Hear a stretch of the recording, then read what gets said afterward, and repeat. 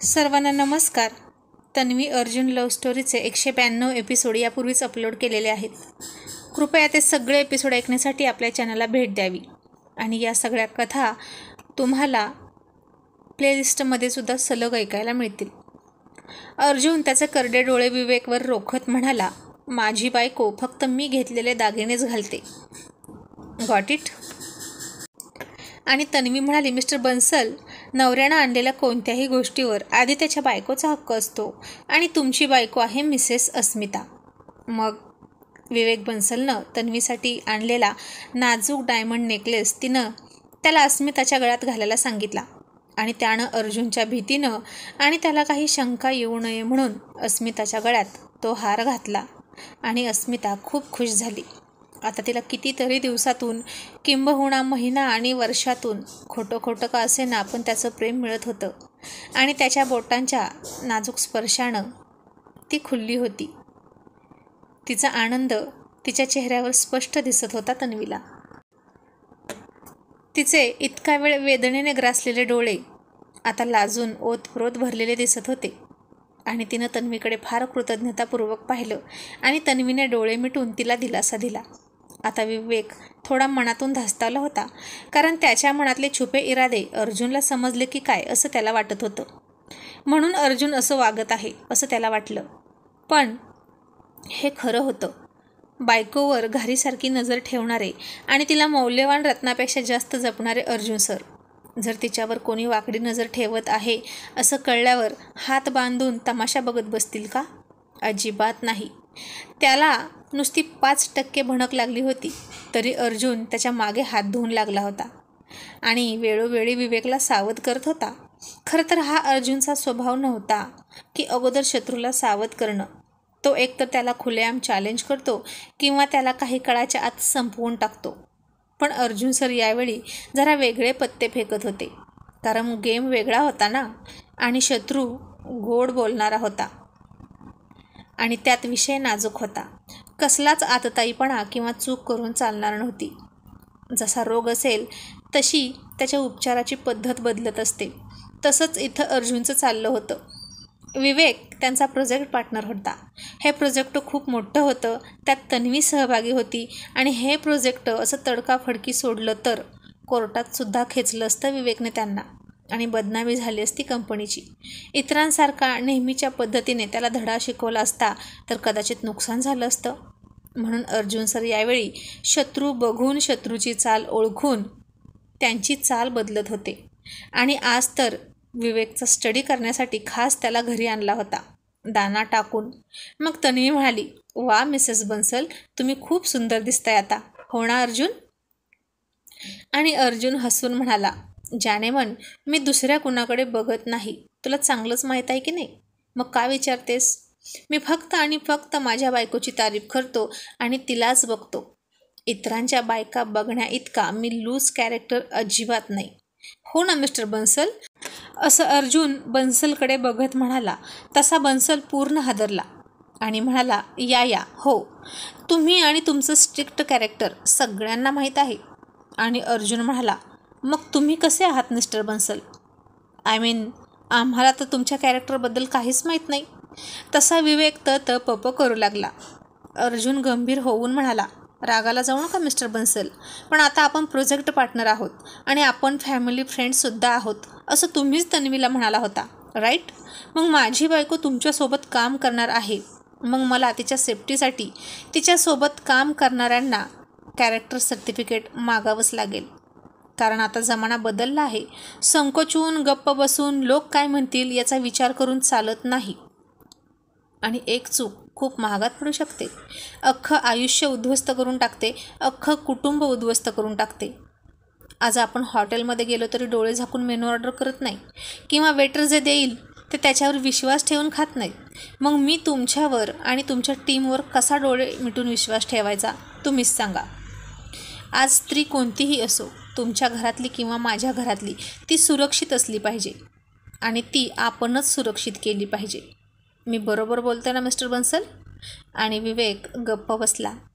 मग अर्जुन पुढं म्हणाला, तुमचं मला माहीत नाही आणि जाणून घ्यायची सुद्धा इच्छा नाही, पण माझी बायको माझा श्वास आहे आणि माझ्या श्वासावर माझं पूर्ण नियंत्रणसुद्धा आहे आणि पूर्ण लक्षसुद्धा आहे. मी तिला अशीच मोकळी सोडत नाही फ्रीडमच्या नावाखाली. तिला पूर्ण फ्रीडम आहे उंच भरारी घेण्याचं, पण फक्त माझ्या आकाशात, माझ्या नजरेसमोर. असं तो बारीक डोळे करून विवेककडे बघून म्हणाला. आणि आता विवेक चपापला आणि विवेकला आता खूप खजील झाल्यासारखं वाटत होतं. चोराच्या मनात चांदण म्हणतात ना, तशी त्याची अवस्था झाली होती. आणि मग कुणाल म्हणाला, अर्जुन, अरे काय बोलतोस तू? हे काही झालंय का? आणि अर्जुन म्हणाला, तुला माहीत आहे ना कुणाल, मी काही होण्याअगोदरच काही होऊ नये म्हणून काळजी घेत असतो. तेच करतोय, कारण prevention is better than cure. नंतर इलाज करत बसण्यापेक्षा आधीच प्रतिबंध केलेला बरा. आणि रोग होऊ नये म्हणून खबरदारी घेतलेली केव्हाही चांगली. हो ना अतुल? आणि अतुल अंगठा उचलून म्हणाला, you are right sir. Arjun sir is never wrong. आणि नेहा फार आश्चर्य व्यक्त करत मोठे डोळे करून तोंडाचा चंबू करत म्हणाली, हो ना, आजकाल लहान लहान मुलीसुद्धा सेफ नाहीत. बघितलं ना ते बदलापूरचं प्रकरण? त्यापेक्षा स्पष्ट बोलून काळजी घेतलेली बरी. अर्जुन सर, तुमचं अगदी बरोबर आहे. अहो, आजकाल अनोळखी व्यक्तींपेक्षा ओळखीच्या आणि नातेवाईक असलेल्या गोडगोड बोलणाऱ्या व्यक्ती जास्त धोकादायक असतात. अशा लोकांना ना भर चौकात हंटरने फोडून काढलं पाहिजे. होणार आहे अतुल? अशी ती फार तावातावानं बोलत होती. आणि अतुल तिला पाठीवर थोपटत म्हणाला, शांती शांती. असा कोणी भेटला की आपण तो हंटर तुलाच देऊ. हां, मग काही कातडी सोलून काढायची ती काढ, पण आता शांत हो. आता अर्जुन सर बोलत आहेत की नाही, मग मोठ्यांनी बोलताना लहानांनी मध्ये मध्ये बोलायचं नसतं, असं तो पुन्हा पिहू समजून तिला समजावत होता. आणि नेहाचं ते बोलणं ऐकून विवेकने आवंडा गिळला. आणि जर खरंच हिच्या हातात हंटर दिला तर काय होईल याची कल्पना तो करत बसला. आणि आता अस्मितासुद्धा शरमून खाली मान घालून बसली होती. आणि अर्जुन शेवटचंच बोलला, एक पुरुष किती प्रामाणिक आणि चारित्र्यवान आहे हे कळतं त्याच्या बायकोकडून. बायको तिच्या नवऱ्याच्या चारित्र्याची पावती योग्य प्रकारे आणि खरी खरी देऊ शकते. म्हणून तुम्हा दोघांना मी इन्व्हाइट केलं आहे खरं तर. आणि हे ऐकून तन्वीसह सगळेच चाट पडले. अर्जुन सरांनी तर बॉम्बच टाकला होता विवेकच्या पायात आणि सगळं खल्लास. आणि अर्जुन म्हणाला, सांगा मिसेस बन्सल, तुमचे पती कसे आहेत? त्यांच्या सानिध्यात काम करणाऱ्या स्त्रिया सुरक्षित असतील का? आता हे ऐकून अस्मिता गोंधळली आणि विवेक चाट पडला. आणि आता अस्मिता नक्कीच त्याच्या विरोधात बोलणार असंच त्याला वाटलं, पण ती काहीच नाही बोलली. आणि अर्जुन पुन्हा म्हणाला, मी वाट पाहतोय तुमच्या उत्तराची. मिस्टर बन्सल, तुम्ही तरी सांगा त्यांना बोलायला. आता हे सगळं ऐकून आणि पाहून कुणालला तर तो अर्जुन आठवत होता, जेव्हा तो कुणालकडे आला होता गन घेऊन. आणि त्याचे असेच सपासप वार करणारे प्रश्न ऐकून कुणालचा जीव जायची पाळी आली होती. तीच अवस्था आज विवेकची झाली होती. आणि वाट पाहून अर्जुन म्हणाला, बघा मिस्टर बन्सल, म्हणजे तुमची बायकोसुद्धा तुमची खात्री देत नाही. मग मी तुमच्यावर कसा विश्वास ठेवू? आय एम सॉरी, आपण हे प्रोजेक्ट इथंच कॅन्सल करत आहोत. आणि विवेक म्हणाला, मिस्टर देसाई, अहो, मी या प्रोजेक्टची ऑफिशियल अनाउन्समेंट केली आहे काल रात्रीच. आणि आता ते कॅन्सल केलं तर काय होईल? अर्जुन म्हणाला, त्याचा विचार तुम्ही करा. किंवा जर हे प्रोजेक्ट पुढं चालू ठेवायचं असेल तर माझ्या काही कंडिशन आहेत आणि तुम्ही ऐका आणि ॲक्सेप्ट करा त्या.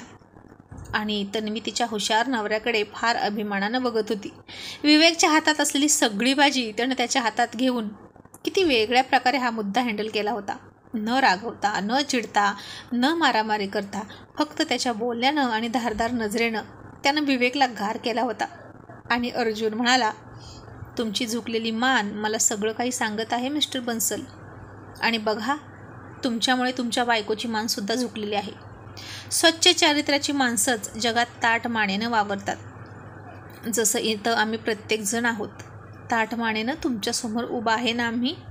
मोहाचे क्षण सगळ्यांच्या आयुष्यात येतात. पैसा पावर आहे म्हणून वाहवत जायचं नाही. प्रेम फक्त घरातच मिळतं, ते बाहेर विकत मिळत नाही. बाहेर फक्त शरीर मिळतं, आत्मा मिळत नाही. खरा आत्मा फक्त बायकोच देते. सॉरी मिस्टर बन्सल, मी खूपच बोललो ना. तुम्हाला वाईट वाटलं असेल तर मला माफ करा. पण काय करू, मी माझ्या बायकोच्या बाबतीत खूप खूप जास्त पॉझिटिव्ह आहे. आणि मग मी जीव द्यायला आणि जीव घ्यायलासुद्धा मागे पुढे बघत नाही. असं शेवटचं बोलून अर्जुन सोफ्यावर आरामात बसला. आणि मग म्हणाला, तनू, डिनर लाव. येस बेबी, म्हणून तन्वीने सगळ्यांसाठी डिनर लावला. पण आता विवेकची अजिबात इच्छा नव्हती डिनर करायची. अर्जुनची चपराक त्याला खूपच जोरात बसली होती. त्याचा अपमान झाला होता, मात्र तो त्याच्या जिव्हारी लागला होता. इतकं बोलला अर्जुन त्याला. फक्त त्यानं तन्वीचं सौंदर्य पाहून मनात फक्त तिची अपेक्षा केली म्हणून तो तोंडानं अजून काहीच बोलला नव्हता. पण मग त्याच्याकडून इथून पुढं काही झालं असतं तर ओ माय गॉड, काय केलं असतं माझं त्यानं, असं मनात म्हणाला. आणि मिस्टर देसाई, आम्ही निघतो, असं म्हणून तो उठला. आणि तन्वी म्हणाली, मिस्टर बन्सल, अहो काय हे, तुम्ही अर्जुनचे कॉलेज फ्रेंड आहात ना, मग असं कसं निघालात? हे बघा, तो जे काही बोलतो ते तुम्हाला नाही बोलला.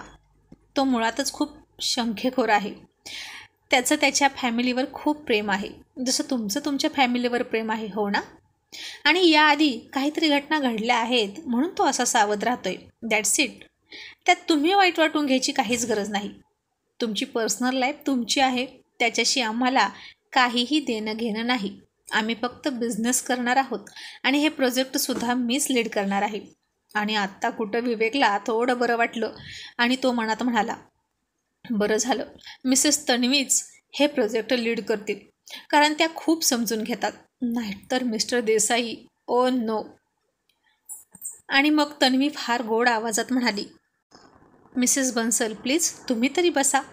पण अस्मिता विवेकच्या तोंडाकडे बघत होती आणि ती ठाम आवाजात म्हणाली, विवेक बसला तरच मी बसणार, नाही तर नाही बसणार. आणि आणखी एक, तो कसाही असला तरी माझा नवरा आहे. त्याचा मान तो माझा मान आणि त्याचा अपमान तो माझा अपमान, असं अस्मिता म्हणाली. आणि विवेकनं फार आश्चर्यानं तिच्या तोंडाकडे पाहिलं. आतापर्यंत त्यानं किती चुकीची वागणूक दिली होती तिला. पावला पावलावर तिचा अपमान केला होता. आणि आज तीच या सगळ्यांमध्ये विवेक एकटा पडला असताना त्याची बायको आणि त्याची अर्धांगिनी म्हणून त्याची साथ देत होती. आणि अस्मिता म्हणाली, विवेक निघायचं का? आणि तो म्हणाला, नाही नको, डिनर करूनच जाऊ, बस. मग सगळे शेजारी जेवायला बसले होते. सगळे कपल एकमेकांना चिकटून चिकटून खुर्च्या मांडून बसले होते. पण विवेक अजूनही अस्मितापासून थोडा लांबच बसला होता. आणि अचानक अस्मिताच्या अंगावर भाजी पडली आणि डाग पडला आणि तिचा ड्रेस खराब झाला. आणि तन्वी म्हणाली, ओ नो, चला मिसेस बन्सल तुम्ही माझ्यासोबत या, असं म्हणून तन्वीनं तिला तिच्या बेडरूममध्ये नेलं. आणि तिथं गेल्यावर अस्मिता तन्वीच्या गळ्यात पडून रडायला लागली. आता तन्वीला तर समजतच नव्हतं की ती का रडत आहे. आणि तन्वी तिला समजावत होती. आणि मग स्वतःला सावरून अस्मिता म्हणाली, थँक्यू सो मच. आज तुमच्यामुळे खूप दिवसातून मला हा क्षण बघायला मिळाला आणि त्याने माझ्या गळ्यात हार घातला. तन्वी म्हणाली, एक विचारू तुम्हाला? राग नाही येणार ना तुम्हाला?